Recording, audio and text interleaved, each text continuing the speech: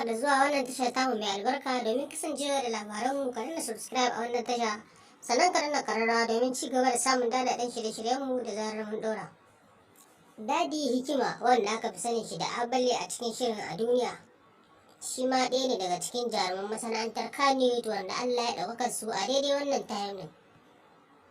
Dadi Hikima, wanda aka fi saninsa da A Duniya, a cikin episode ɗin fina-finan da ake yanayin a duniya da kuma haram, wanda su ne suka yi sanadiyar sanuwarsa idan duniya, wanda sanadiyar tun da an san shi a fuska amma ba a san menene sunansa ba. A daidai wannan lokacin taurarinsa suke haskawa.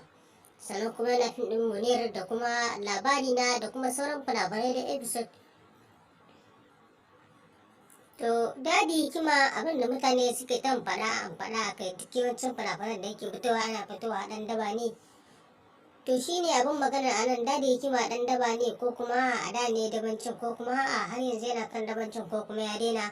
Shi ne abin da mutane har yanzu ba su gane ba, amma majoratan fina-finan da ake sako shi ana sako shi a shi a matsayin mara ji ne, haka dai kamar ɗan daba haka.